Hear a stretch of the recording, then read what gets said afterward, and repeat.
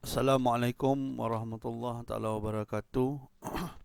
And a very good morning class. So Alhamdulillah, praise to Allah. Today sekali lagi kita dapat bersama-sama untuk our next lecture, which is lecture 10, other related legislation. So class, I'm record this video for your convenience, to gain the knowledge our regarding our planning law and procedure subject, TPS253. Okay, without further ado class, so here will be a few related act lah, kan? A few related acts. As a planner, you need to know a few related act to our profession lah. Okay, first and foremost class, the Environmental Quality Act 1974, Act 127. Okay, this act basically is one of the important act lah regarding our field, kan? Because this act related to the developments and it's protect the environment lah, kan? During the development process take place. Okay, class, what is Environmental Quality Act? The Environmental Quality Act 127 of 1974 and other environmental law are administered by the Division of Environment of the Ministry of Science, Technology and Environment. Okay, class, actually this act being monitoring or produced by Ministry of Science, Technology and Environment. Okay, this ministry now KASA.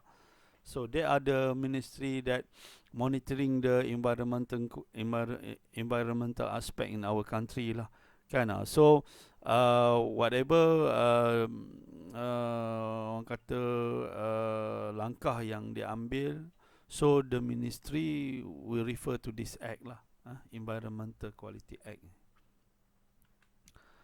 Okay, realizing this, the government has since as early as 1974 taken concrete step by introducing an enabling legislation called the Environmental Quality Acts.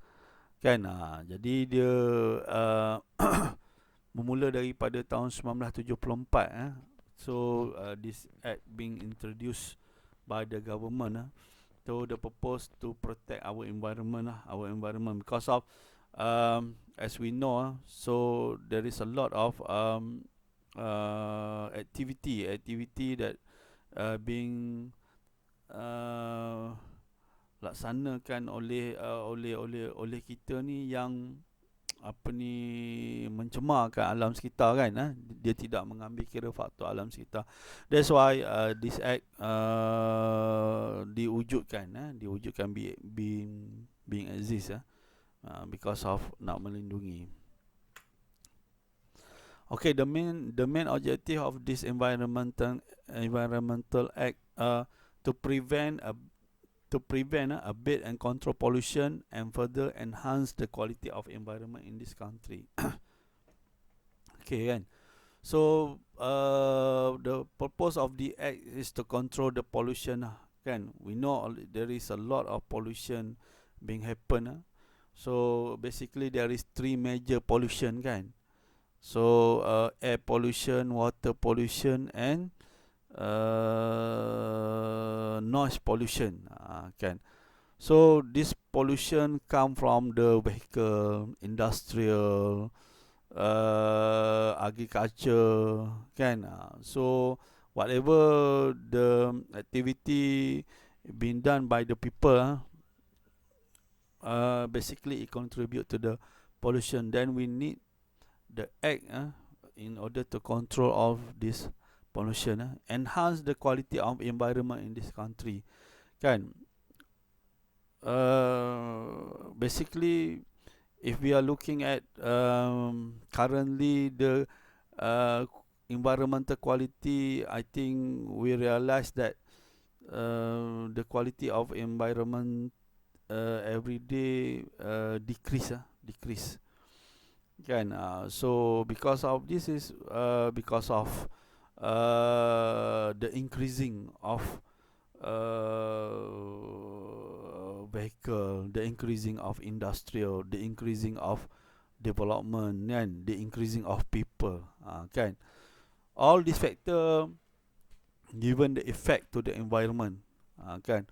So wherever the increasing of demand, the needs of a human being, kan. Of course, the basic material of from this need, its source come from the environment, kan. We are cutting the tree, kan. We are digging the soil, kan, to get the mineral, so on so forth, kan. So we need to control on this thing. Okay, the Department of Environment has been entrusted to administer this legislation to ensure Malaysia will continue enjoy both industrial growth and healthy living and environment. Okay, this act being controlled by the Department of Environment, kan. So there are strengthened this the policy on country punya environmental protection. So if you are doing the open burning, for instance, kan, so the government have the right, kan, untuk fine you, kan. It's come from the source of the power, kan. Maknanya dia datang daripada sumber kuasa environmental act ni, kan. If you're cutting the tree, kan, dia boleh ambil tindakan pada you, kan. Sebab kita ada punca kuasa yang datangnya come from this act, Act 172 Environmental Quality Act, kan. Right. Okay, our country have our national environmental policy class. Malaysia overall environmental policy objectives since the third Malaysian plan intend to balance the goal of socio-economic development. Kan, maknanya start from the DEB, dasar ekonomi baru. We try to balance the socio-economic development. And then the policy being adapt to the national environmental policy, kan. Hoping that it can small the gap of socio-economy imbalance between the race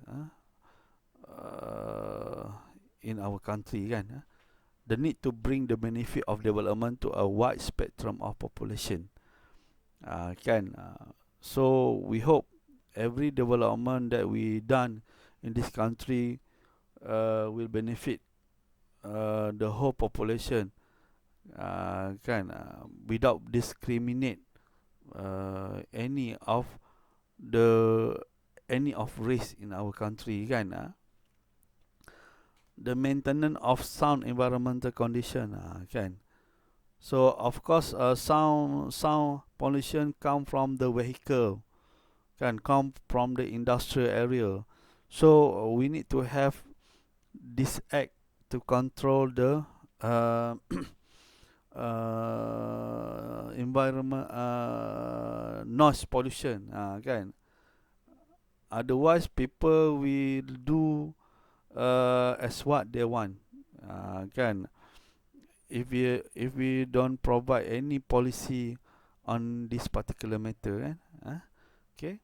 The National Development Policy of the Second Outline Perspective Plan OPP 1991-2000 categorical state adequate attention will be given to the protection of the environmental ecology as to maintain the long-term sustainability of country development, kan.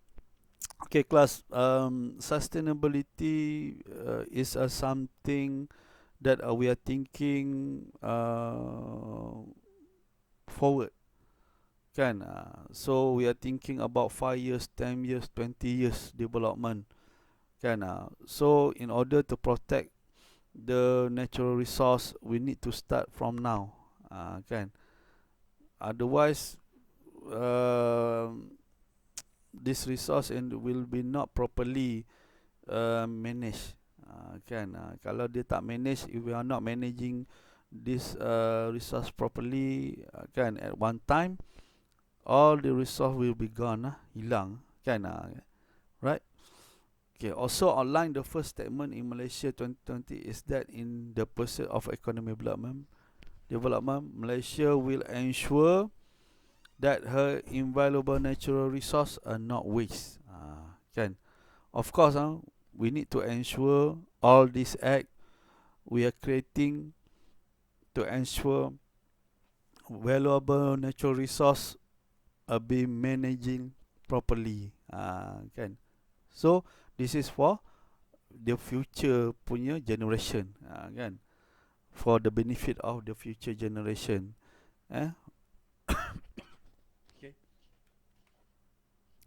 In line with the above, the Malaysian government through the Department of Environment has formulated its vision, that is to contribute towards nation building in attaining a better level of health, safety and quality of life through conservation and preservation efforts, prevention and control of pollution, and protection and promotion of wise use of natural resource towards sustainable development for present and future generation, kan. Kita kena control, we need to control the pollution, we need to manage our environment, kan, contribute towards the nation building, to a better health, kan, safety and quality of life.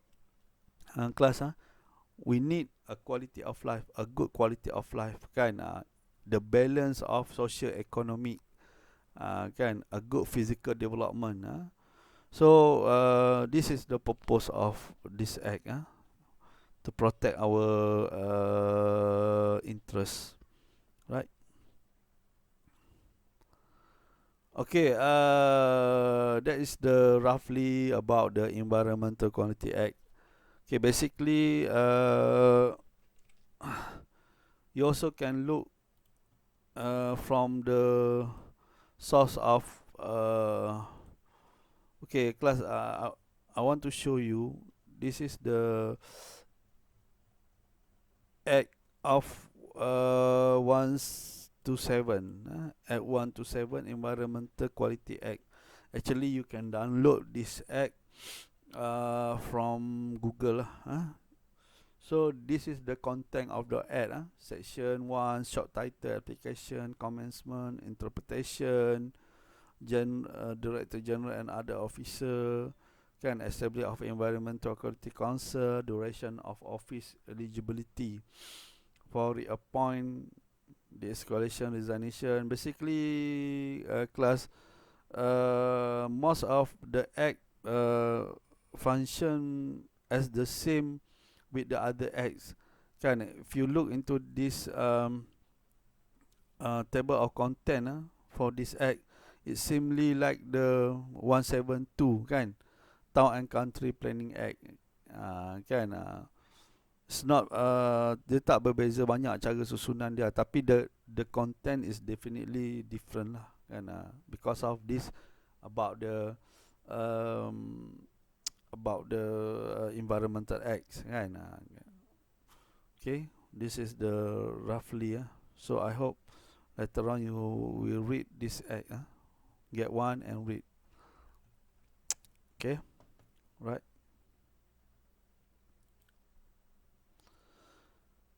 Okay, another act is regarding Street Drainage and Building Act 1974.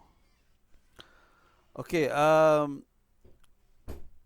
Street Drainage and Building Act is an act to amend and consolidate the law relating to street drainage and building in local authority area in West Malaysia and for purpose connected therewith. Okay, the function of street drainage and building ni, of course lah, it's like the guideline for street and drainage and building, for the local authority area. So of course the Department of Building will refer to this act, developer kan, planner, architect, kan, you need to comply with the needs of the act during the process of submission of plan, the process of construction, and the process of development for the area in the local authority. Okay, whereas it is desire to introduce it the form of an act of parliament, a uniform system with respect to street drainage and building in local authority area in Peninsular Malaysia. Right. And whereas it is now expedient for the purpose only for ensuring uniformity of law and policy to make a law with regard to local government matter relating to street drainage and building. Jadi this act dia manage street, manage the drainage and building kan.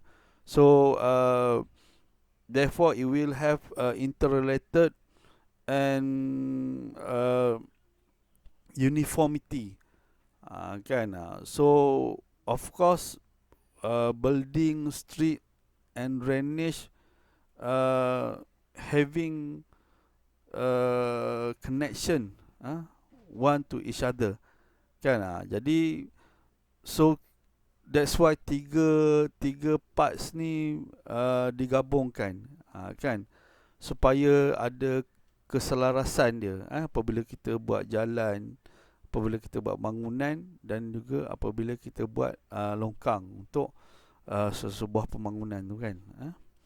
Now therefore pursuant to the provision of clause 4 of article 76 of the constitution, be it enacted by the Seri Paduka Yang di-Pertuan Agong with the advice and consent of the Dewan Negara and Dewan Rakyat in Parliament assembled and by the authority of the same as follow.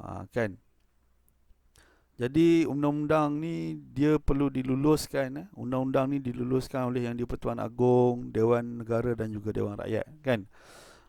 Kan kita dah we have learned sebelum ni mengenai badan perundangan eksekutif. Kan, badan eksekutif, badan perundangan kan, yang mana ada Dewan Negara, ada Dewan Rakyat kan, ada parlimen, ada Yang di-Pertuan Agong. Okey. Ini semua undang-undang yang nak diluluskan di parlimen perlu melalui proses di parlimen sebelum dia diwartakan sebagai satu undang-undang.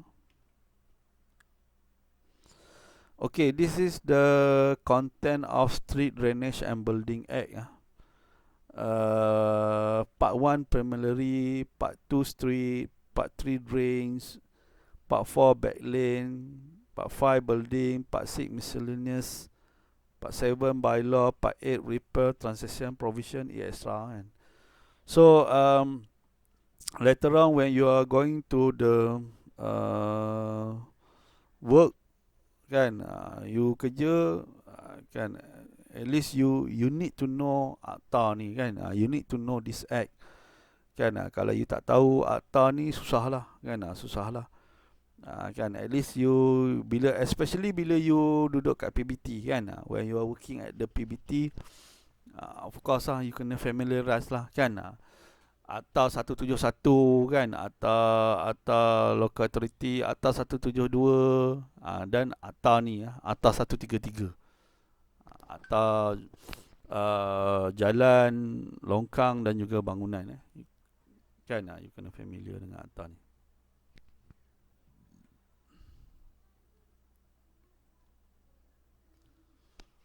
Okey, sebagai contohnya sini section 70 notice of new building. Local authority may give direction building direct to be set forward, compensation where building direct to be set back, notice of commencement of resumption of building operation, what constitutes erecting a building, approval of plan, institution of certificate of completion and compliance.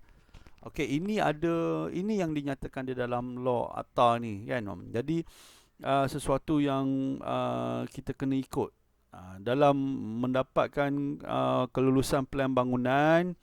Jadi apa yang disebutkan di dalam akta ni kita kena follow. Sama juga konsep dia macam kita minta kebenaran merancang, kan? Kita minta kebenaran merancang.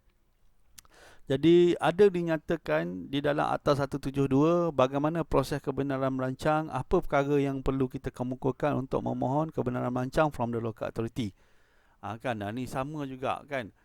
Kan kita kena bagi notice of new building kepada local authority. Jadi dan local authority pun dia akan ada tanggungjawab dia dalam memastikan the building that we want to build follow the guideline. Dia mengikut garis panduan yang betul. Right.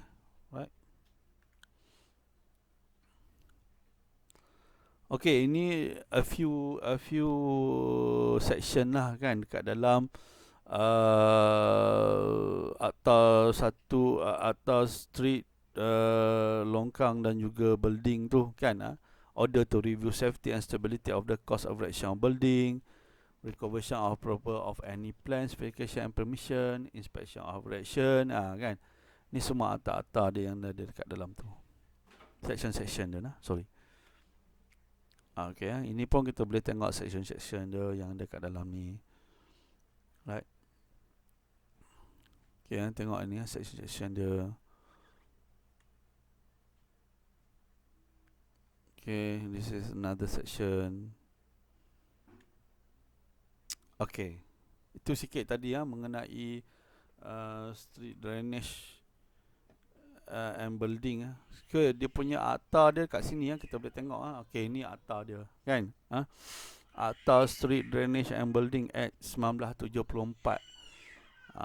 Kan, kita boleh tengok. Ini yang saya tunjuk tadilah, dia punya content dia. Tengok section dia dekat dalam ni. Kan dia ada berapa section, kan. So nanti you take your time baca kan. Kadang-kadang apabila you nak buat submission mengenai longkang, you kena rujuk dekat kawasan ni. Apakah yang dikatakan dengan longkang, apakah yang dikatakan dengan bed lane. Bila submission of building macam mana, kan. Lain-lain ni, apa benda lain-lain yang disebutkan dekat dalam ni, kan. Ini semua contoh dia. Okay. Alright. Okay, seterusnya adalah mengenai Uniform Building Bylaw, keseragaman bangunan. Kan, Akta Keseragaman Bangunan 1984, Uniform Building Bylaw. Okay.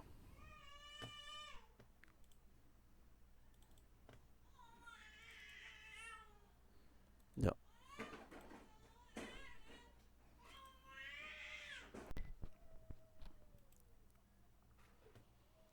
Okay, kelas seterusnya kita sambung sikit. Tadi saya terpaksa stop sekejap. Okay, ini kita sambung balik sikit. Okay, ini Uniform Building Bylaw kelas. Okay. In exercise of the power of conferred by the Section 133 of the Street Drainage and Building Act 1974, the Ministry State Authority make the following bylaw. Okay, Uniform Building Bylaw. Okay, ini dia punya sectionnya. Part 1, preliminary submission of plan for approval, space light and ventilation, temporary work in connection with building operation, structural requirement, construction requirement, fire requirement, fire alarm, fire direction, fire extinguishment and firefighting access, miscellaneous lain-lain. Okay, basically building bylaw ni dia bercerita mengenai submission of building kan, building plan. Kan yang tadi kita berkaitan dengan street drainage dan juga building, dia ada integrated. Tapi untuk yang bahagian ni dia hanya fokus kepada guideline dalam binaan bangunan. So apakah akta yang perlu kita patuhi, kan.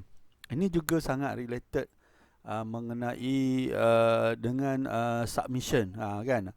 Tapi for this part nanti orang building lah yang akan prepare, orang building yang akan prepare plan ni, kan, yang akan lebih kepada penyediaan plan ni mereka yang bekerja dengan bangunan, kan. Cuma kita planning ni kita need to know lah, kita need to know, kan. Sebenarnya kita ni as a planner ni kita kena, bidang kita sangat luas, kan. Kita nak kena tahu macam-macam, kan. Tapi kita belajar, kan. Lama kelamaan insyaAllah, kan, knowledge tu akan datang lah kepada kita. Walaupun di peringkat awal ni mungkin kita macam tak berapa faham benda-benda ni, tapi bila kita dah bekerja 10 tahun, 5 tahun, 10 tahun, kan, kita akan ada insyaAllah knowledge mengenai benda-benda ni semua. Right. Okay, ini dia punya section dia lah, section dia di dalam uniform building bylaw ni. Okay, kan, withdrawal or change of qualified person, kan, ini apa yang disebut, ada disebut di dalam uniform building bylaw. Okay, certification of completion and compliance, ini CCC. Kita planner ni memang kita antara orang yang terlibat dengan CCC ni, kan. Mana-mana pemaju ni kalau kita dapat CCC ni memang kita seronok sangat, kan. Maknanya CCC ni dikeluarkan menyatakan kita bangunan kita tu safe untuk duduk, selamat, kan. Orang dah boleh duduk dan juga sebagainya, kan. Dia jadi macam CJ siap, CJ siap, kan, CCC ni, kan. Jadi planner pun terlibat dengan benda-benda ni semua. CCC ni majlis akan check, majlis yang akan keluarkan CCC ni, kan, kepada pemaju, kan. Dia akan bagi kepada pemaju. Bila kita dah siap buat semua bangunan kita mohon CCC daripada majlis pun datang check, tengok apa benda semua. Okay, bila dah siap dia akan keluarkan CCC, lega lah, kan. Selalunya CCC ni diberi pada arkitek lah. The coalition person shall forward a copy of certificate of completion and compliance to the local authority and the lembaga arkitek, kan. Dia kadang-kadang kita lihat lah siapa yang nak memajukan kawasan tu. Kalau pemaju lah bagi pada maju, ada yang kita bagi pada arkitek. Even kalau planner pun, kalau dia boleh buat benda tu, kita akan submit kepada planner lah yang akan mohon, kan. Okay, yang tu tadi ini contoh dia lah, kan. Contoh yang saya nak tunjukkan, ada satu artikel kat sini, kan. Okay, I think I got artikel dekat sini, kan.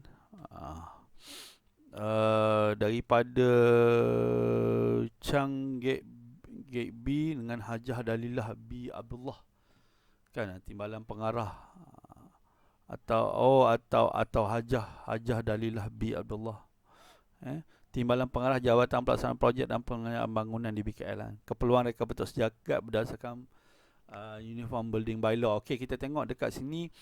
Sebenarnya artikel ni dia nak menyediakan kemudahan kepada OKU, kan. Tetapi bagaimana yang saya nak tunjukkan pada awak semua, bagaimana dia adaptkan Akta Uniform Bylaw tu, Uniform Building Bylaw tu ke dalam dia punya pembinaan bangunan, kan.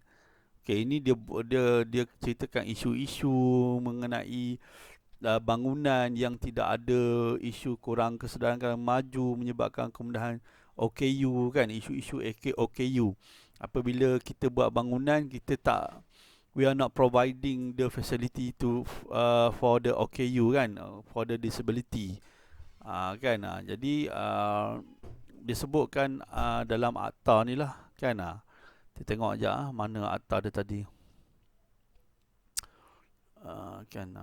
Okey, tengok kan. Undang-Undang Kecil 34A Peraturan Bangunan Seragam, di Malaysia adalah wajib bagi semua bangunan awam mesti menyediakan kemudahan untuk orang kurang upaya, kan. Ini apa yang disebut di dalam akta. In Malaysia it is mandatory that all public building must provide facility for disabled person, kan. An amendment was made to Uniform Building Bylaw at the 35 National Council of Local Government, kerajaan tempatan kan. So disebut di dalam akta, kan. Jadi DBKL ni dia mengadaptasikan akta tersebut ke dalam pembangunan yang dia buat, kan. Dia follow akta tu, kan. Kadang-kadang you bila besok kalau you nak jadi pemaju bangunan, nak bina bangunan, salah satu akta yang you perlu baca adalah ni lah, kan. You kena baca Uniform Building Bylaw ni. Selain daripada experience, memanglah you sangat perlukan experience lah, kan. Tapi experience people dia kena ada a few. Salah satunya adalah akta ni, sebelum kita buat construction dan juga sebagainya, kan. Undang-Undang Kecil Bangunan Seragam 1984, kan. Tengok dia ada sebut apa. Inilah kaedahnya bagaimana undang-undang ni diguna pakai. Sama juga dalam konteks yang Environmental Quality Act, kan. Lepas tu tadi Street Drainage and Building Act, kan. Yang ni Uniform Building Bylaw Act, kan, 1986, kan. Jadi sebagai contoh lah, kan. Nanti you boleh ni lah, tengok dalam web dan juga sebagainya. Ini hanyalah pendedahan, exposure kepada you lah, untuk you lebih memahami akta-akta, kan, akta-akta yang berkaitan, kan. Ini proses kelulusan sehingga pengeluaran CCC, kan. Dia cerita lah. Okay, right. Okay, seterusnya saya nak sambung sikit adalah mengenai saya bagi 4 contoh je dekat sini, kan. Yang dia ada banyak lagi akta lain. Tujuannya ini adalah untuk pendedahan saja kepada you, kan. Pendedahan saja kepada you. Okay. Seterusnya Land Acquisition Act. Apakah itu Land Acquisition Act? Act of getting back the land by the government with the certain compensation. Jadi akta ni sebenarnya akta untuk kerajaan mengambil balik tanah tu dan dia bagi pampasan. Kan, tanah tu tanah kita, tapi kerajaan dia boleh ambil balik tanah tu atas sebab nak buat jalan raya, nak buat pembangunan, kan, nak buat kemudahan awam. Jadi dia boleh mengambil balik melalui akta ni. Dia ada akta. Jangan ingat kelas tanah kita dah, nama kita dan juga sebagainya, kerajaan tak boleh ambil balik. Kerajaan boleh, sebab dia ada akta. Dan dia akan bagi pampasan mengikut nilaian tanah kita tu. Kerajaan pun tak zalim, kan. Akta ni dia tidak menzalimi orang, kan. Cumanya selalu yang jadi pertikaian apabila pengambilan semula tanah ni adalah jumlah pampasan yang nak diperolehi tu, kan. Macam baru-baru ni kalau kita dengar isu kampung baru, kan. Isu kampung baru tu kalau tak salah saya tabung haji nak bangunkan tanah kat kawasan tu dan juga sebagainya. Ada syarikat-syarikat yang nak bangunkan. Isunya adalah orang kat kawasan tu dia nak kaki persegi lebih, kan. Kerajaan bayar tu dia kata murah, kan. Sedangkan nilai tanah kaki persegi kat situ lebih tinggi. Itu saja yang selalunya menjadi pertikaian. Ambil kerajaan memang boleh ambil, memang kita tak boleh buat apa-apa. Cuma yang diorang fight adalah daripada segi nilai pampasan yang nak diperolehi tu, kan. Okay, an act relating to the acquisition of land, the assessment of compensation to be made on account of such acquisition and other matter incidental thereto. Okay, right. To ensure the violation to the provision of Article 30 of Federal Constitution, no person shall be deprived of property save in accordance with law. No law shall provide for the compulsory acquisition or use of property without adequate compensation. Nampak, kan? Memang dinyatakan di dalam Perlembagaan Persekutuan, tak ada orang yang kita boleh menginaya dia, dan apa-apa yang kita buat, contohnya nak mengambil tanah dan juga sebagainya, kita kena bayar pampasan atau penggajaran yang setimpal, yang dengan apa yang kita nak ambil tu, kan. Ini dijamin oleh kerajaan. Tapi dia tetap ambil tanah kita. To ensure the uniformity of law and policy, I would like to make clear that the House that this is a federal bill introduced under Article 76, Clause 4 of the Constitution for the purpose of ensuring uniformity within all state in the matter of compulsory land acquisition. Kan, ini selaras, maknanya dipakai di semenanjung Malaysia kita ni, kan, Akta Pengambilan Balik Tanah ni, kan.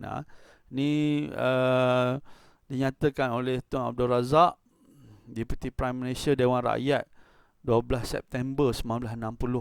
Akta ni dibuat, kan. Akta Pengambilan Balik Tanah ni, kan. Masa tu kerajaan dia nak buat macam-macam.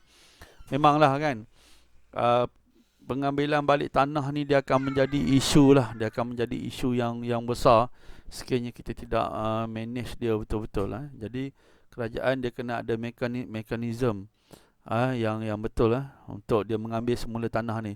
So that's why land acquisition ni diwujudkan lah.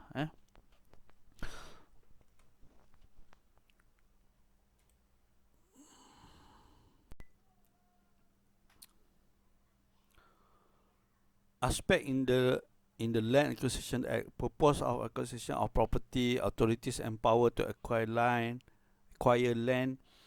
procedure for carrying out land acquisition, manner of challenging acquisition proceeding, method of assessing of adequate compensation. Kan. Okay.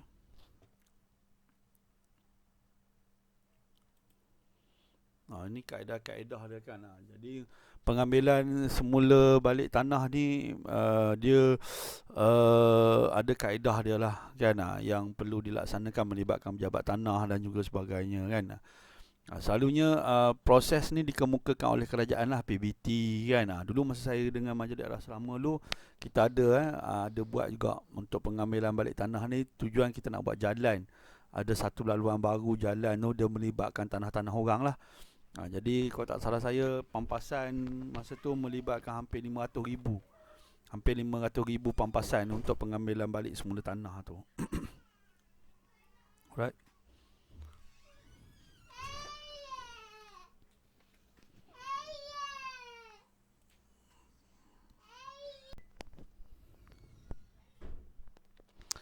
Okay, this is the process involved dalam land acquisition di Malaysia.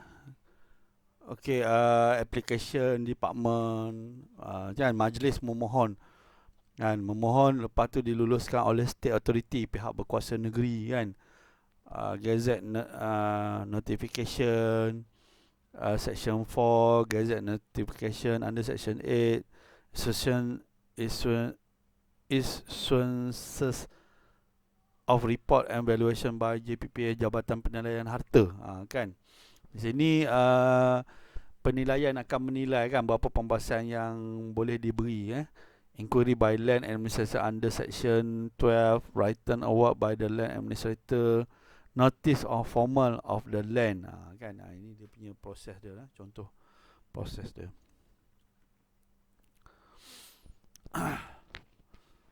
Okay, Section 3, Clause 1. The state authority may acquire any land which is need for any public purpose by any person or corporation for any purpose which, in the opinion of the state authority, is beneficial to the economic development of Malaysia or any part thereof, or to the public general or any class of or the public. Okay, ini maksudnya, kan, jadi tanah ni boleh diambil balik untuk tujuan tertentu oleh kerajaan untuk kepentingan rakyat, kan. Diambil bukan untuk keuntungan peribadi, kan, tapi dengan tujuan untuk kepentingan rakyat, nak buat jalan, kan, nak buat facility untuk rakyat, kan, yang semua orang boleh pakai. Okay, for the purpose of mining or for residential, agriculture, commercial, industrial or recreational purpose, or any combination of such purpose. Dia nak ambil balik tanah kita tu, kan. Even dia nak buat commercial, dia nak buat residential pun, kan, untuk rakyat, kan, untuk rakyat boleh duduk dan juga sebagainya. Tapi dia akan bagi pampasan yang setimpal lah kepada kita. Okay. Application to court. Any person interest in any scheduled land who person pursuant to any notice under Section 10 or 11 has made a claim to the land administrator in due time and who has not accept the land, kan. Right.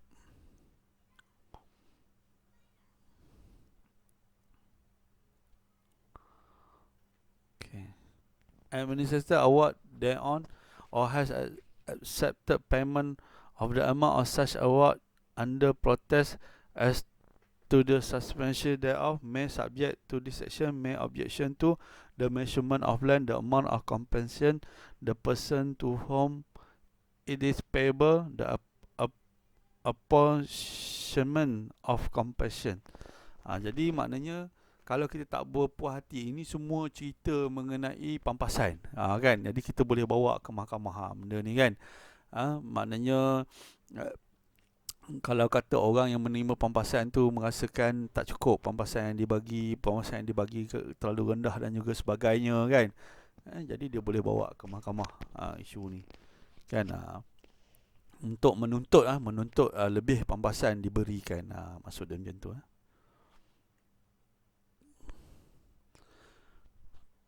Okay, section 68A, abuse of power. Where any land has been acquired under this act, whether before or after the commencement of this section, no subsequent disposal or use of or dealing with the land, whether by the state authority or by the government, person or corporation on whose behalf the land was acquired, shall invalidate the acquisition of the land. Kan, maknanya mana-mana akta yang mana-mana where any land has been acquired, mana-mana tanah, kan, yang telah diambil di bawah akta ni, sama ada sebelum atau selepas commencement of this section, kan, no subsequent disposal of or use of or dealing with the land, or whether by the state authority or by the government, person or corporation on whose behalf the land was acquired, shall invalidate the acquisition of the land, pengambilan semula balik tanah ni. Okey, seterusnya kita masuk sikit kepada Akta Warisan. Akta Warisan Kebangsaan 2005. Ni National Heritage Act.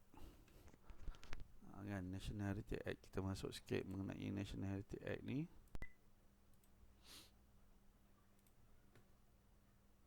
Okey, ini last act. Okey, National Heritage Act ni kelas dia digunakan untuk protect national heritage, kan, yang ada dekat dalam negara kita ni, to enforce the provision of the act for the conservation and preservation of the national heritage, natural heritage, cultural heritage, tangible and intangible, underwater cultural heritage and treasure, as well as related matter. Khazanah dalam negara kita ni. Okay, 645 Act accepted by the Parliament on December 7, atau National Heritage Act ni, and assented by the Yang di-Pertuan Agong on 31st December. This act came into force on 1 March 2006 by abolishing the two previous acts, the Antique Act and Treasure Trove Act. Kan, dua perkara ni.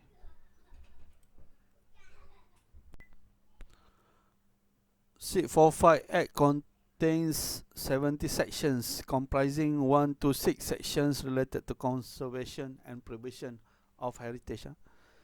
Act 645 provide power to the minister to formulate policy related to the conservation and preservation of heritage, the appointment of the Commissioner of Heritage Council and Enforcement Officer, and the appointment of officer to assist the Commissioner of Heritage and member of the National Heritage Council is exercising the functions and responsibility as outlined in the Act. Therefore, all matters related to the conservation and preservation of heritage are subject to 645 Act. Kan, ni Akta National Heritage, kan, sejarah.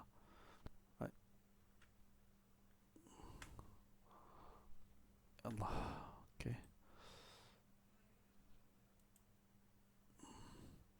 any non-compliant with of any of the provision of the 645 Act is an offence which may be compound, fine and imprisonment. Kan?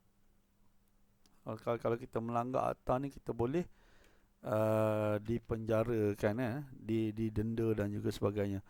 Okey, kelas ni saya nak tunjuk sikit dia punya akta warisan ni mana. Ni. Ini contoh dia kan, National Heritage Act. Okey, kita tengok ini dia punya section dia. Kan dia ada berapa section tadi? 1 2 3 4 5 6 7 section yang menerangkan tentang National Heritage. Okey, kelas itulah seberingkas dengan akta-akta lain kan, yang saya boleh perkenalkan kepada you. Dia banyak lagi akta-akta lain, tapi akta ni ditulis lebih kurang dia punya bahagian-bahagian section dia tu, dia mempunyai section dan juga sebagainya. Itu kesamaan mereka lah kan. Tapi akta-akta ni dia berbeza daripada segi penggunaan dia lah, mengikut akta tu sendirilah. Tapi apa yang you kena faham, bila kita sebut akta, you dah boleh bayangkan dah, dia mempunyai section. Dalam mula-mula dia punya bahagian, dalam bahagian dia ada section kan. Seterusnya semua section ni kita kena baca dia, dan apa saja tindakan boleh diambil merujuk kepada section yang ada dekat dalam akta tersebut, kan. Okey, jadi sampai kat sinilah kelas kita untuk bahagian ini. InsyaAllah berjumpa lagi untuk kelas-kelas yang akan datang. Sekian, wabillahi taufiq. Assalamualaikum warahmatullahi wabarakatuh.